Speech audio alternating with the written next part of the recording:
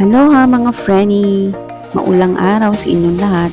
Today, we're going to San Mateo, Rizal. We're going to give some clothes sabon sa mga nasalanta ng bagyong Karina sa coordination ng kaibigan ni Dave, ni C. Kagawa J.R. Blasing. We are on our way to their place. Ayan, nandito na tayo sa place kung saan dadalhin natin yung mga clothes and sabon. And that place is yung Crowfish Farm ni Sir Kagawad Blasing. And for the info din, nagkakandak sila ng seminar para sa mga gustong mag-business ng crowfish. So ayan, nandito na tayo and kasunod na natin sila Charming, Sunny, Romina, Juana, and Ate Tere. Yan, dalawang sasakyan kami kasi hindi kami kasya. So ayan, binababa na nila yung mga binigay nyo. Ayan, mga kaibigan natin. Kaibigan natin, ni Tita Wilma, ni Penny para sa mga sabon, kay Marlon, kay Ate Mika, everyone, lahat ng mga nagbigay, tumulong, at nagbigay ng word of wisdom. Eto na po tayo ngayon. Dinala na po natin dito sa Malanday, San Mateo, Marikina.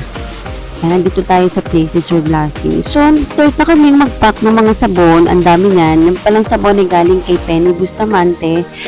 Meron siyang sabon sa Antipolo City. And of course, kay Cecilia Kojic Poke. Yan, sa kaibigan namin kay Cece. Ayan, dalawang grupo kami. Kami yung mga nagpapak ng mga sabon. Kami nila Mina, nila Charmy, ni Cece, ako. Si Dave naman dito sa may kabilang grupo. Sila naman yung nagpapak ng mga damit.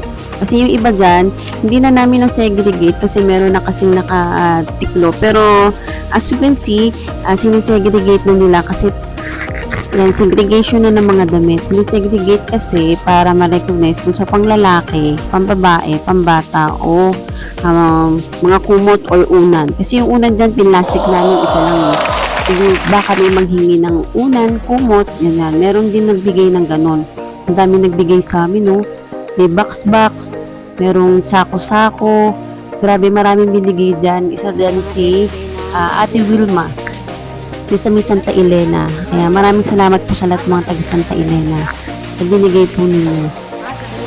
Kung nakikita nyo, ayan, nakikita nyo na yung mga binigay mo, sinisegregate po namin para maipamigay natin sa mga nangangailangan.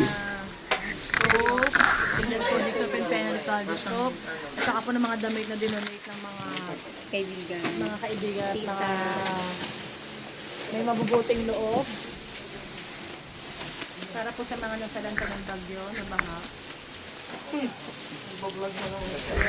Thank you, Cecilia. So, yung mga sabon, naglagay kami dyan ng 5 piraso sa isang plastic and 4 pieces malalaki o 3 pieces mga ganon. O yan. So, kailangan na namin ipak silang lahat kasi umuulan-ulan na, baka nababasa na naman yung ibang mga tao na pupuntahan namin at medyo padilim na rin yan kasi hapon na kami nakarating. Gawa na yung ibang mga nagbigay ay pinuntahan pa namin ni Dave. Likot pa kami ng Santa Elena, Eastview, dito sa may San Jose, and yung iba naman isa Kabayanan. Yan. No, nilalagay ko na lahat yung mga plastic doon kasi para medyo lumuwag na yung places dito banda kay Dave. Katuwa nga pala namin dyan yung mga SK ng Malanday, Marikina. Natutuwa naman kami kasi tulong-tulong talaga. Sobrang, siyempre sa panahon nito, Pilipino tayo kailangan tulungan, brasuhan. Yan. So habang naggagawa kami, nagbigay na si Kuya ng palugaw para kahit paano mainitan ang ating mga sikmura dahil sobrang lamig ng panahon kasi maulan pa yung time na yan eh. Yan, maglulugaw muna kami habang gumagawa. So, nung natapos na kami, tumulong na rin kami sa pagpapak ng mga damit para mas mabilis ang proseso. Yan, ayan, nagsisegregate. Ang galing nga mag-segregate ni Charming. Tsaka ni Sunny. Meron nga pala silang business sa malapit sa Antipolo, printing shop and t-shirt like a nut shirt house. Malapit lang ito sa simbahan ng Antipolo City.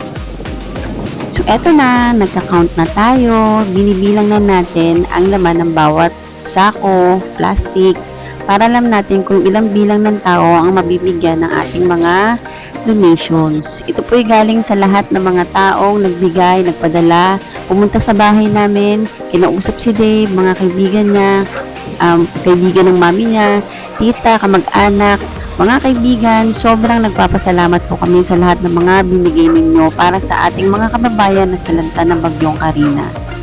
From the bottom and deeper side of our heart, maraming salamat po. Team Lakwachera, Team Instinct, brasuhin na natin to. Let's go!